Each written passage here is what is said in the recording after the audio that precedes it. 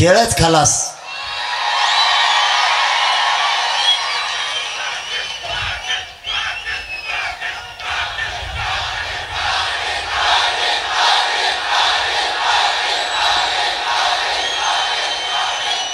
माझ्या समाजाचा लढा हा प्रामाणिकपणा नाही.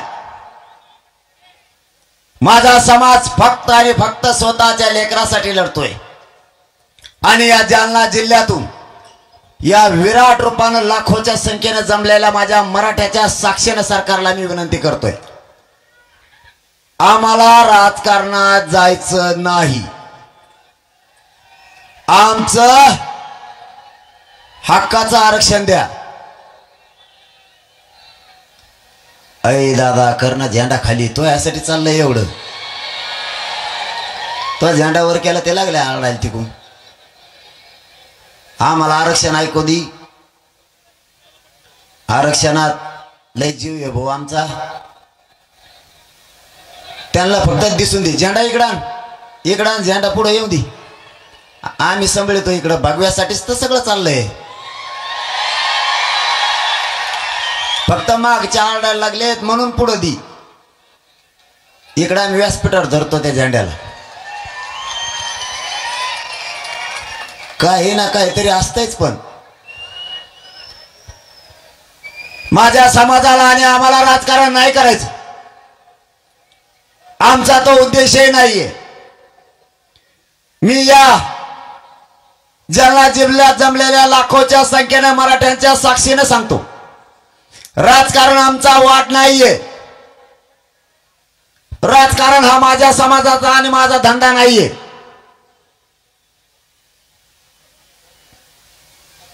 काय खडखड लावली तुम्ही? स्वयंसेवकच जास्त आरडा करते काय? शांत बसान राव. मला माहिती आहे तुम्ही सगळे दमलात. तुम्हाला जाणीव ठेवा की सगळे दमलेत. आपल्या आई बहिणी सुद्धा आज 6 घंटे झाले सलग रस्त्यानं उतळत त्या उन्हात चालताय.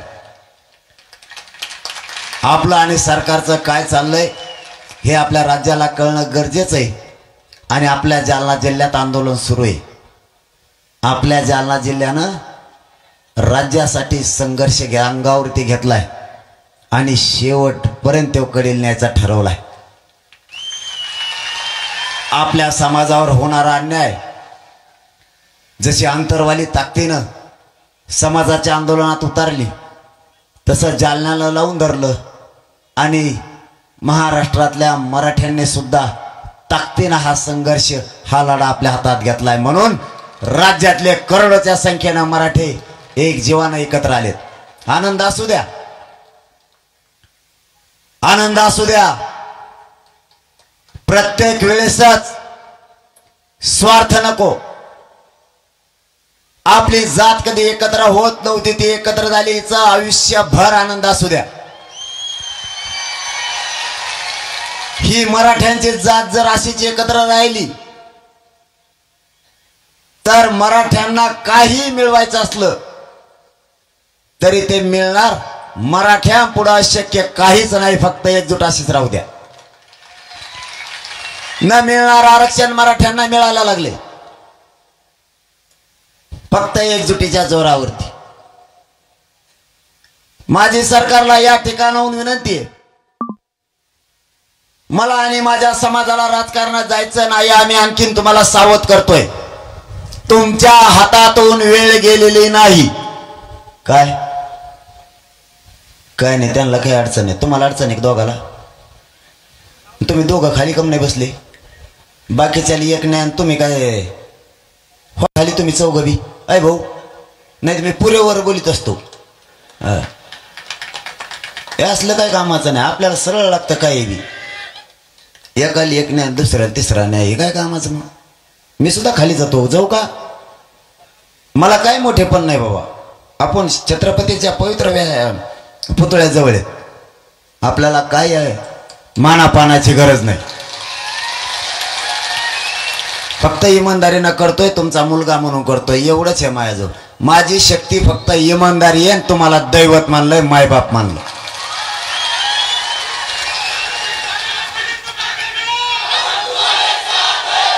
आणि मग मैं भी तुम्हारे साथच है ना. मैं तरी कुठं माग आहे रे, मैं बे तुम्हारे पुढेच वनदेव काय व्हायचं ते आता.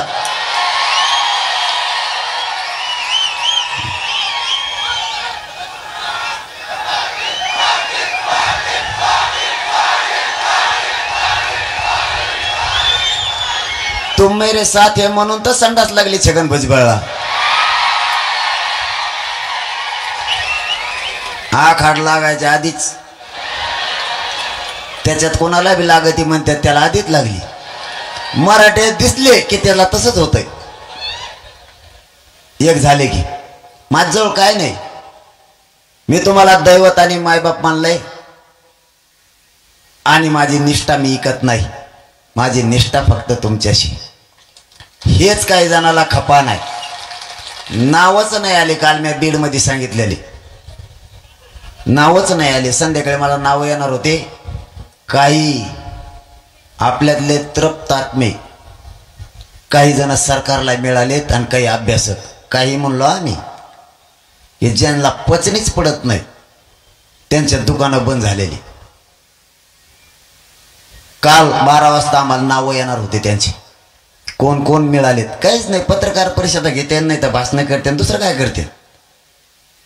काय केलंय काय नाही मोहगम सरकारकडून बोलायचं. सरकारला बापच कम मानतात तुम्ही, मला कळा ना. पक्षाला सरकारला, तुमच्या जातीला बाप माना ना. काय मिळायचं ते जातीला मिळेल. बरं तुम्ही काही केलं, पत्रकार परिषदा घेतल्या आणि काही केलं, आता नाही नावं कळाले आम्हाला.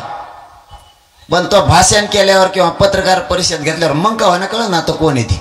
आता लय बऱ्या सोडला आम्ही असल्या दुकानदाराला. आता मात्र जर का समाजाच्या आड आलास सरकारचं ऐकून तर तुला मराठा समाजाला सामोरं जायचं हे लक्षात ठेवा. आता इथून पुढे काय छगन भुजबळ सारखा फुकट थोडंच खाल्लेलं आहे. तो फुकट खातो कोणाचं बी. तुम्ही नुसत्या मिरच्या दिल्या त्याला तरी खातो देऊ. फक्त फुकट लागत, फुकट कष्टाचं नाही लागत. तुम्ही भुरकी तोंडात होता त्याच्या तरी गिळून घेतो देऊ. फुकट लागत त्याला, फुकट. सगळ्या सोयऱ्यांची अंमलबजावणी सरकारनं करावी. उद्याचा दिवस त्यांच्या हातात आहे. 13 तारखेचा वेळ, एकूण 1 महिन्याचा वेळ सरकारनं आपल्याकडून घेतलाय. सगळ्या सोयऱ्याची अंमलबजावणी आपल्या व्याख्याप्रमाणे करायची तरच आपल्याला ती मान्य नाही तर नाही. सगळ्या सोयऱ्याची अंमलबजावणी ही 2001च्या कायद्यानुसार 2012च्या कायद्यात सुधारणा करून 2024च्या कायद्यानुसार मराठा समाजाचा समावेश हा ओबीसी आरक्षणात करायचा आहे. म्हणून सगळ्या सोयऱ्याची अंमलबजावणी आपल्या व्याख्याप्रमाणे पाहिजे. नंबर 1. दुसरं, सगळ्या सोयऱ्याची अंमलबजावणी नुसती मराठ्यांसाठी नाहीये. आता तुम्ही सुरू केलं होय, मोगाबोध केलं तर लोकांनी ना. आता तुम्ही, मी म्हणतो काय दाखवतात का नु.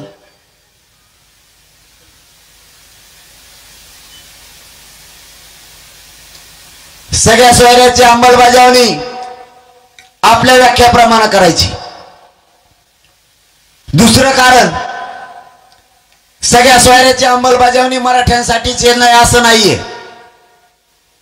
ज्यावेळेस सगळ्या सोयऱ्यांचा अधिसूचना काढायची त्यावेळेस ठरलं मराठ्यांसाठी सगळ्या सोयऱ्याची अंमलबजावणी करू. आता 2012च्या कायद्यात 2001च्या कायद्याचा अधिकार वापरून जर करायची असली तर नुसत्या मराठ्यांसाठी ती सगळ्या सोयऱ्याची अंमलबजावणी टिकली नसती. आणि त्यांचा त्यावेळेस तो डाव होता असं आपल्या लक्षात आलं की नुसती मराठ्यांसाठी जर केली तर ती उडणार आहे. गिरीश महाजनला वाटलं तेच लय हुशार आहे. 15 रुपयाचा बेल्ट.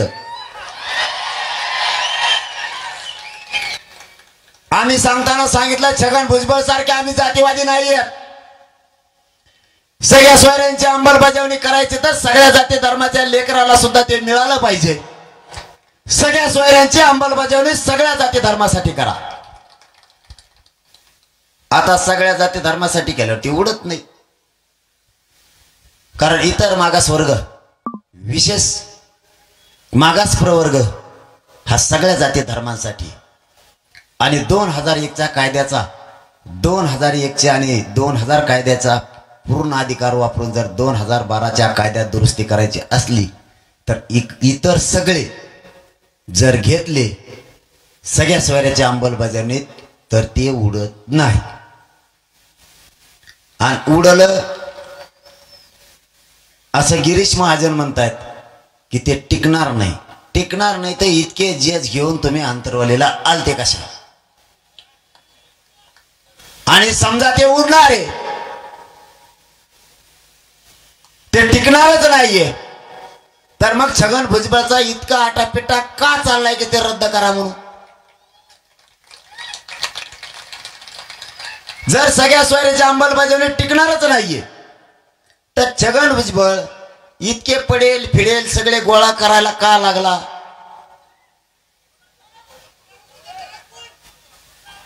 आणि इतके जर जमा करून सगळ्या सोयऱ्याची अंमलबजावणी झालीच नाही पाहिजे यासाठी सगळ्यांनी ताकद लावली. याचा अर्थ ते टिकतंय.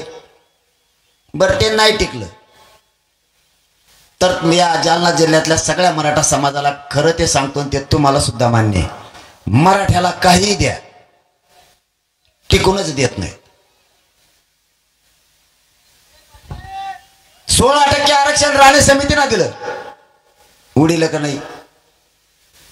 13% आरक्षण दिलं, उडीलं का नाही? आता 10% दिले. मला याच्यात आणखीन एक गोष्ट कळाली नाही, तुम्हाला कळाली असले तर सांगा. राणे समितीनं आरक्षण दिलं त्यावेळेस 16% दिलं. आता जे 13% आरक्षण दिलं 12-13% आणि आता 10%. लोकसंख्या वाढत असते का कमी होत असते? आपली कमी कस काय झाली? आधी 13%, त्याच्या आधी 16, नंतर 13 आणि आता 10. म्हणजे आमच्या माणसं काय अमेरिकेला राहायला गेले का?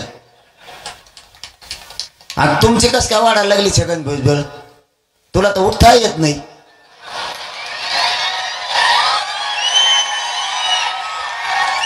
तो 60% लोकसंख्या आहेच कशी? येड सगळ्या दुनियाचं तो 60% लोकसंख्या आहेच कस काय? तरी आपण गणितलं बरं 60% ओबीसी. छगन भुजबळ म्हणतो तसंच वागायची इथून पुढे. आता शहाणा माणूस तेवढंच राहिलाय महाराष्ट्रात. आता केस पिकेल प्राणी.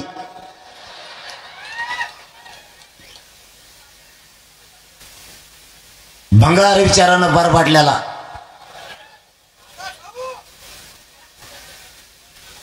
60% ओबीसी, 34% मराठा.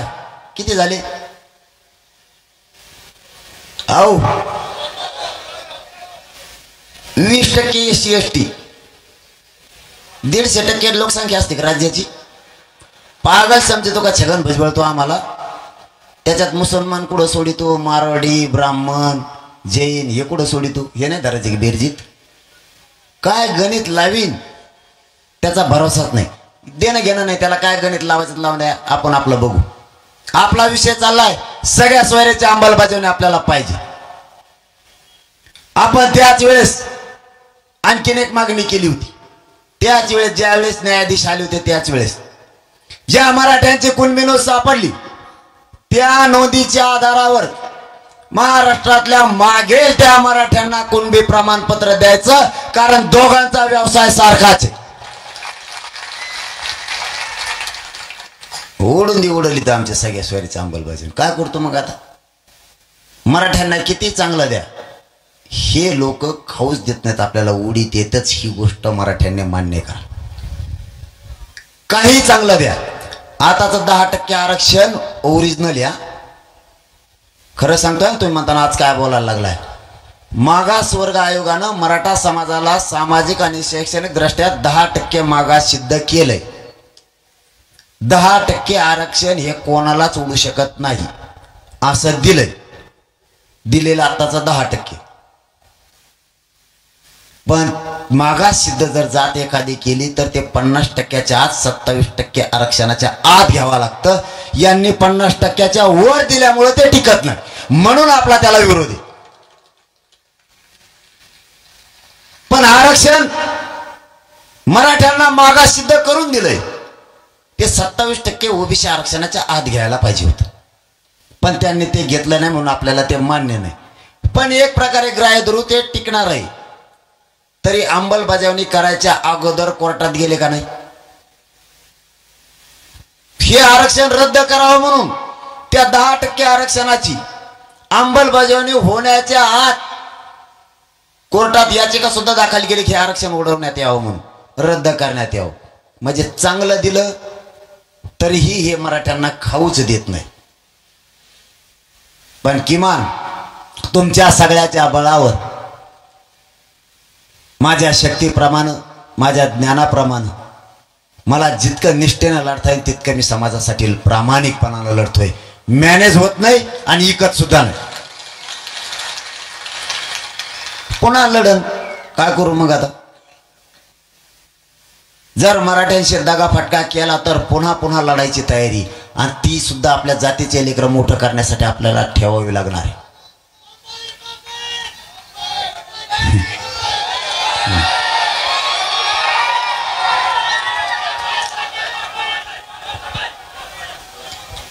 खरंच जायचं काय? सगळेचे सगळे येणार का तुम्ही? आहे तेवढे?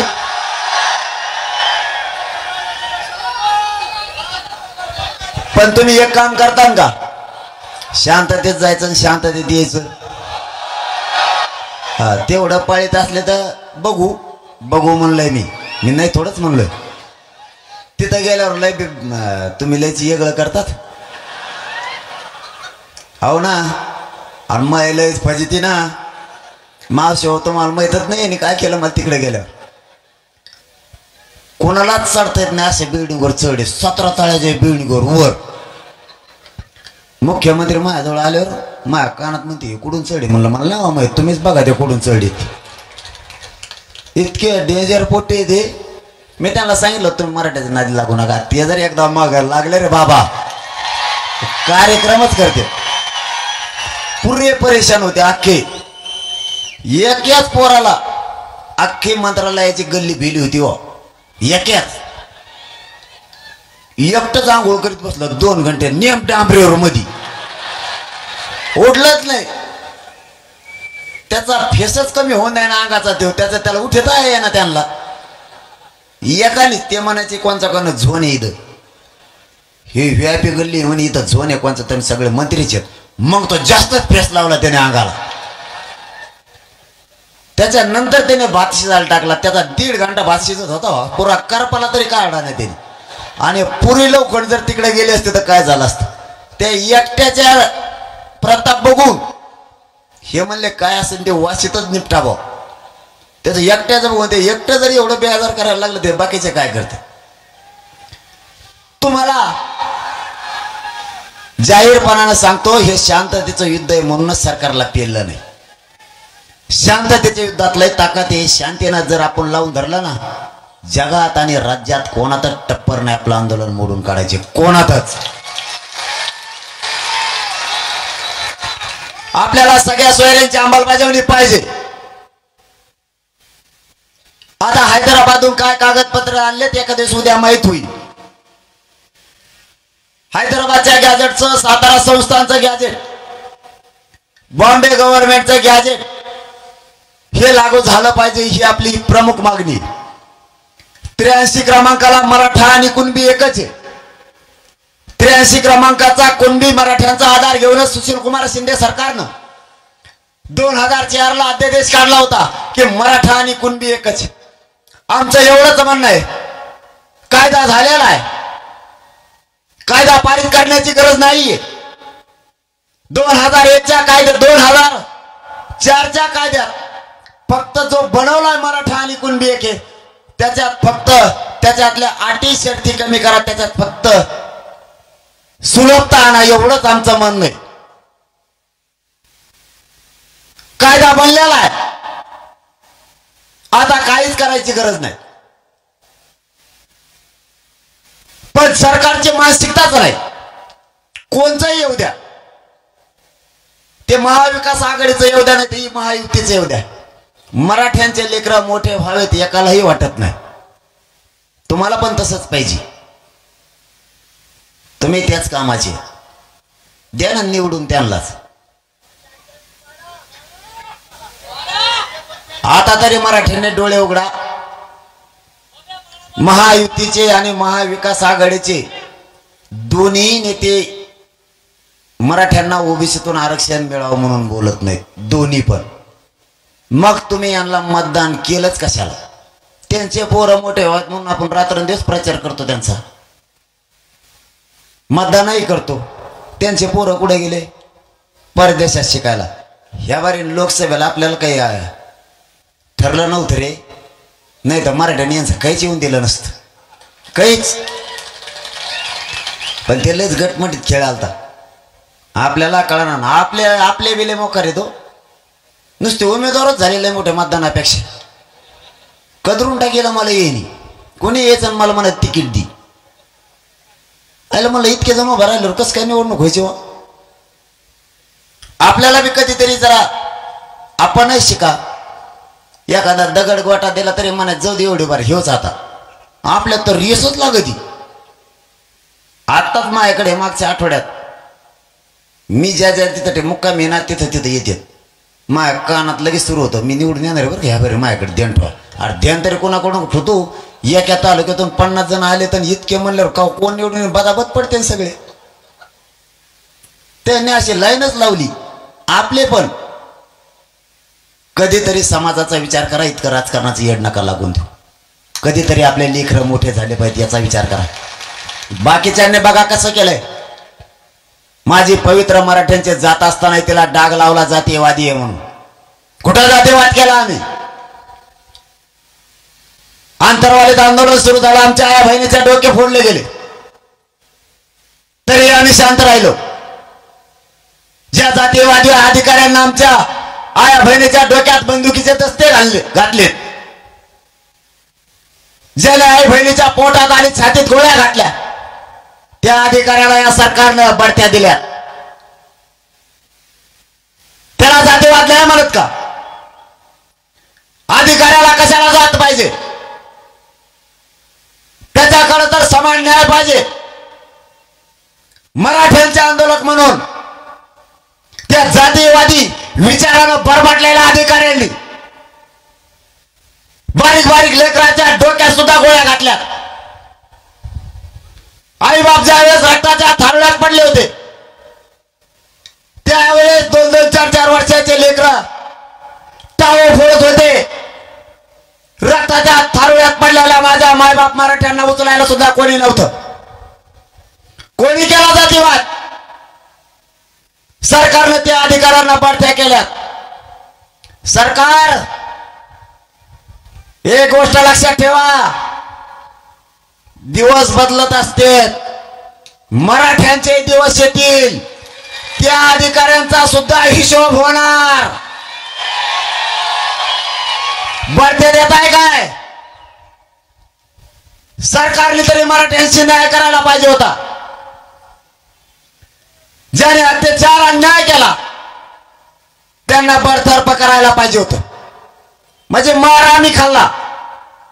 307 सारख्या केसेस आमच्यावरती, 120B सारखे गुन्हे आमच्यावरती. कोणचा कट रचलाय आम्ही? 353 सारखे गुन्हे आमच्यावरती. तिथं कोणतं शासकीय कार्यालय होतं? 120B सारखा गुन्हा आमच्यावर टाकायला कोणचा सामूहिक कट आम्ही रचला? आम्ही आमच्याच मंदिरात आमच्याच आंदोलनाच्या ठिकाणी सामूहिक कट सरकारने पोलिसांना रचायला लावला. ते आमच्याकडे आलेत, आम्ही त्यांच्याकडे गेलो नाही. 307 सारखे गुन्हे डोके आमचे फुडले. 30 पेक्षा जास्त टाके एका आई बहिणीच्या डोक्यात पडले. तरी 307 सारखे गुन्हे आमच्यावरती. ठीक आहे, बघू, वेळ बदलत असते.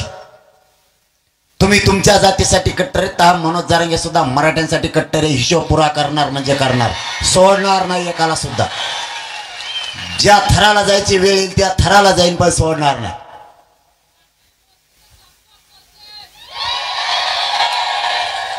आम्ही कोणता जातीवाद केला? मला माझ्या समाजाशी बोलणं गरजेचं आहे. मला समाजाला सांगणं आवश्यक आहे, कारण मी नेता नाहीये. मी प्रामाणिकपणानं मराठा समाजाचा मुलगा म्हणून करतोय, मराठ्यांचा मराठा सेवक म्हणून मी काम करतोय. मला कसलीच आशा आणि अपेक्षा नाहीये. नसता एवढी जनता मागं म्हणल्याच्या नंतर माणूस हवेत चालला असता. मी आजही जमिनीवरती, आजही माझ्या शरीराला एवढा त्रास होतोय, तरी मी तुमच्याच जवळ आहे, तुमच्या खांद्यावर हात टाकूनच चालतोय.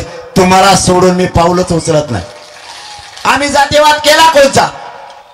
अरे बाळा, तुझ्या मागे जर एवढी जनता असती ना, तर तो आतापर्यंत दंगली घडून आणल्या असत्या. दंगली एवढे जातीवादी छगन भुजबळ तुम्ही. आमचा मराठा समाज एवढा असूनही आम्ही आणखीन काडी सुद्धा पायाखाली वाजू देत नाहीत किंवा मोडू देत नाहीत. हे संस्कार आमच्या मराठ्यांवरती आहेत आणि ते संस्कार मराठ्यांनी आम्हाला दिले. आम्ही जातीवाद कोणता केला? आमच्यावरती हल्ला झाला तरी आम्ही शांत. आमचं शांततेत आंदोलन सुरू. ज्या तालुक्यात आंदोलन सुरू आहे त्याच तालुक्यात छगन भुजबळ अंबड तालुक्यात येऊन एल्गार सभा का घेतली? त्या सभेत हातपाय तोडण्याची भाषा कोणी केली? छगन भुजबळ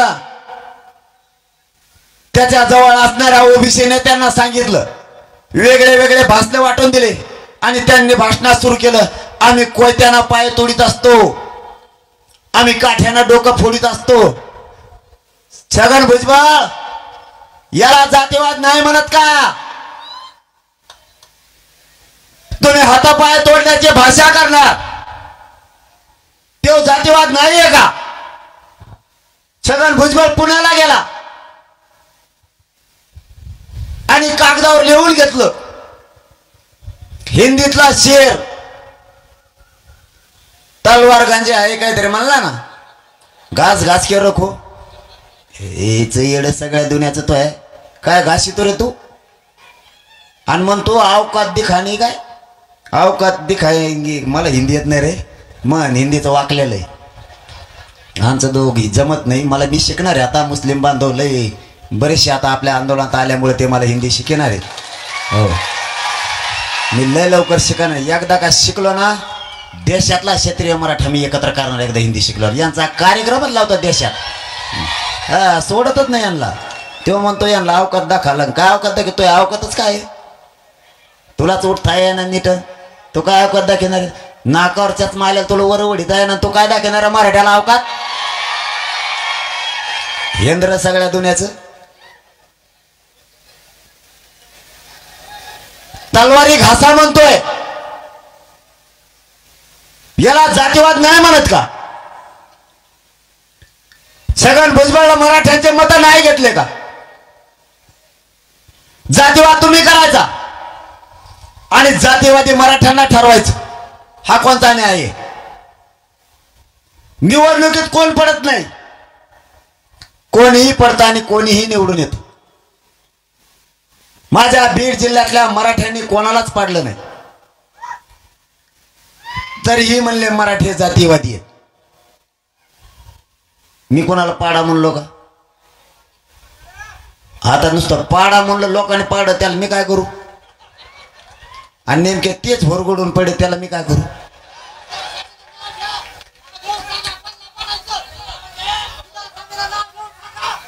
नाही, या बारे नावाचं टेन्शनच नाही घ्यायचं.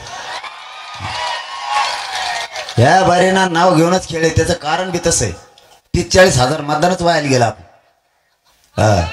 ज्याला नव्हतं द्यायचं, मी म्हणलं कोणाला निवडून आणा, कोणाला पाडा. आपल्या गोरगरीब मराठ्यांनी काय केलं? ते म्हणले आता कोणाला पाडा कोणाला निवडून आणा म्हणले, नाव तर नाही घेतलं.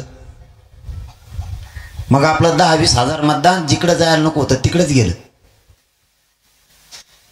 पण काही पोट्ट्याने असा एक शिक्का धरला की दुरानच उलट केलं बाकीच्याच. आणि आपलं 20-25,000 मतदान असं व्हायला गेलं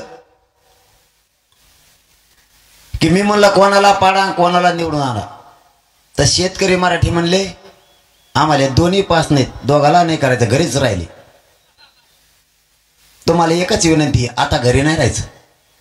कोणाला का करणं म्हणजे ठरण ते ठरण, पण मराठ्यांनी 100% मतदान करायचं. 100%.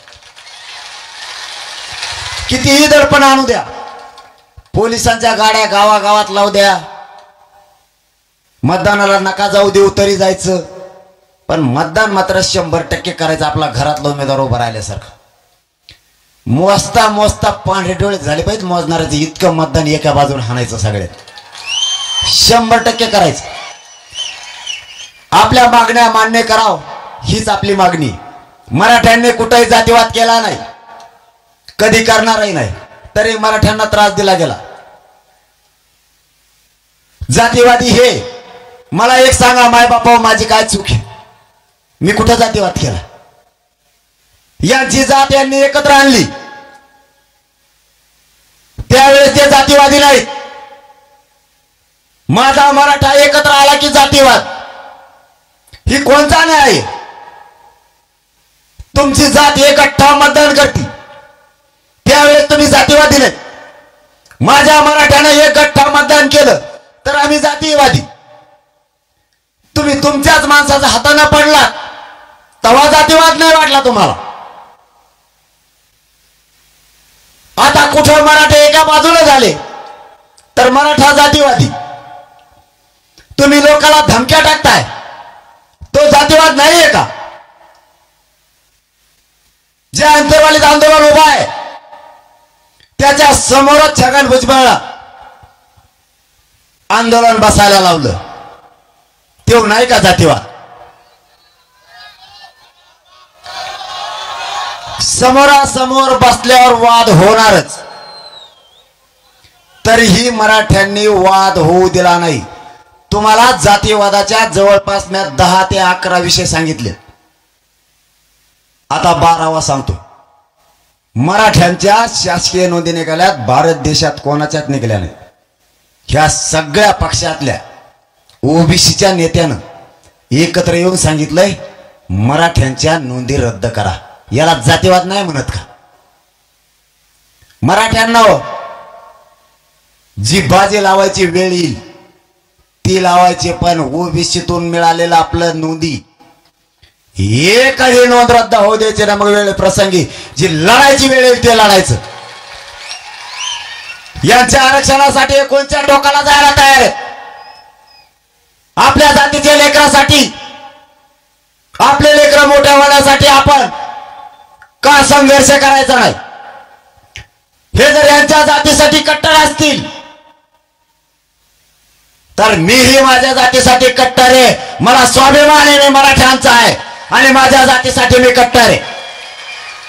तुम्ही केसेस घ्यायला भेट नाहीत तर आम्ही पण कोट्या केसेस तुम्ही आमच्यावरती करताय, आम्ही काय भेटायला पाहिजे? गरज नसताना सगळ्या पक्षातले ओबीसीचे नेते एकत्र आले. याच्यात एकाचीही शासकीय नोंद नाहीये, फक्त मराठ्यांची आहे. आणि थोडे नाही, जवळपास 54 लाख मराठ्यांच्या नोंदी ओबीसीतल्या. हे लहान आकडा नाहीये. मी सरकारला विचारलं होतं, खरं सांगा मराठ्यांच्या नोंदी किती सापडल्या? गप्पा नको. मी गप्पा हाणायचो मराठ्याला आणि तुम्ही हाणायचात मला, आणि मला काय माहीत जात लय दिसांनी एक झाले. मला काय जातीला खोटं बोलायचं नाही, जे खरं आहे ते मी जातीला सांगणार. मग तोटा असं नाही तर नफा असं. त्यांनी प्रोसिडिंग बुक आपल्याला दिलेलं आहे बैठकीचं. त्या याच्यातल्या बऱ्याच लोकांना माझी भाषा कळती. बैठकीचं शासकीय प्रोसिडिंग बुक त्यांनी दिलेलं आहे की मी मागणी केली ती 54 लाख आहेत का, खरं सांगा. तर सरकारने प्रोसिडिंग बुकवर लिहून दिलंय 54 लाख नाही, 57 लाख मराठ्यांच्या नोंदी सापडल्या.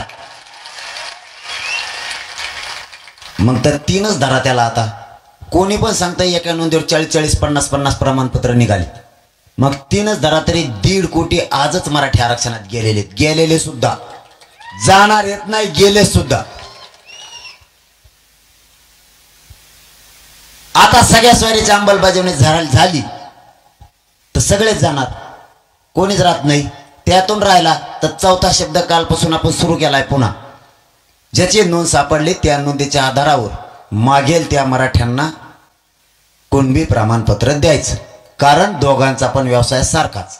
म्हणून ही शब्द ऐकल्यावर त्या बैठकीला उदय सामंत साहेब होते, लय मोठे मंत्री होते, त्याच्यात धनंजय मुंडे बी होता.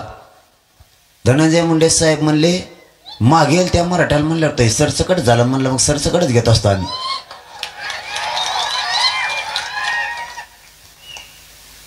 म्हणे मान्य हो, जाऊ द्या आता, कारण सगळ्या मंत्र्यांनी, सगळ्या सचिवांनी, सगळ्या तिथं आलेल्या 4 जजनं ते मान्य केलेलं आहे.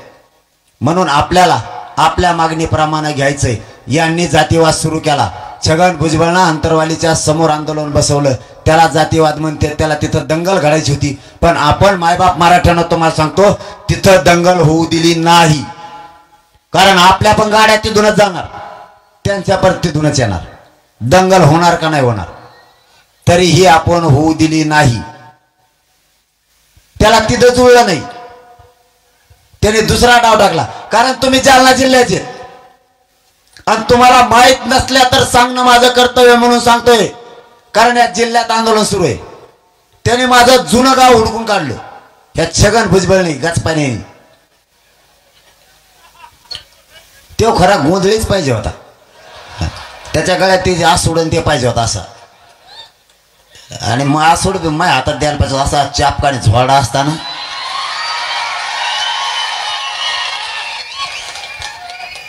देवेंद्र फडणवीस साहेब इतकं भरपटलेलं विचाराचं संकट ठेवतेच का? मग इतकं आपिस आहे ते छगन भुजबळ, जिथं जाईन त्या सरकारचा त्या पक्षाचा दिदारच करतय. त्या शिवसेनेचा कार्यक्रम केला त्यांनी, नंतर ते राष्ट्रवादीचा केला, आणि आता भाजपचा सोपडा साप जवळपास त्यांनी करीत आणलाय. आता का थोडे पाडे नाही, त्याच्याच मुळे पडले. आणि जर सरकारनं फडणवीस साहेबांनी त्याच ऐकलं आणि मराठ्यावर जर अन्याय केला तर राज्यात भाजपचं एक बी सीट मराठी निवडून नाही येऊन देत. भाजप संपलं का राहिलं?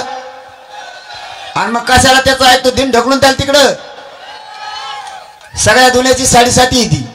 इतका जातीवादी, जातीनं इतका बरबाडलेला माणूस, घाण विचारानं बरबाडलेला माणूस सोबत ठेवू नये, तरी तो सोबत ठेवला.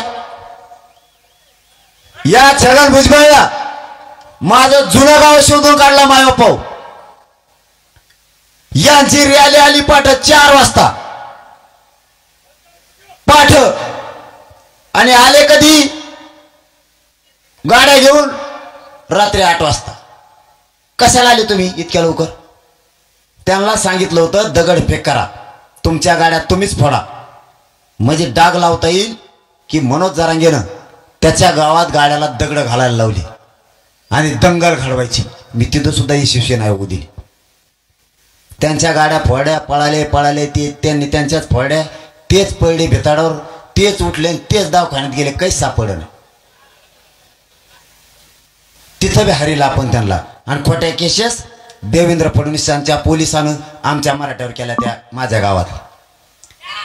आता यांनी 3रा डाव का टाकला ते सांगतो. यांना कुठंच जुळलं नाही, म्हणून या छगन भुजबळ त्याचे काही ओबीसीचे नेते त्यांना आंतरवालीत रॅली काढायला लावली. हे तुम्हाला माहित नसेल, आंतरवालीत. कारण तिथं आंदोलन सुरू आहे, तिथं जर तुम्ही गेलात वाद होणार ना. तुम्ही असं हटकून वागताच का? दुसरीकडे पार महाराष्ट्रात जळालं का तुम्हाला?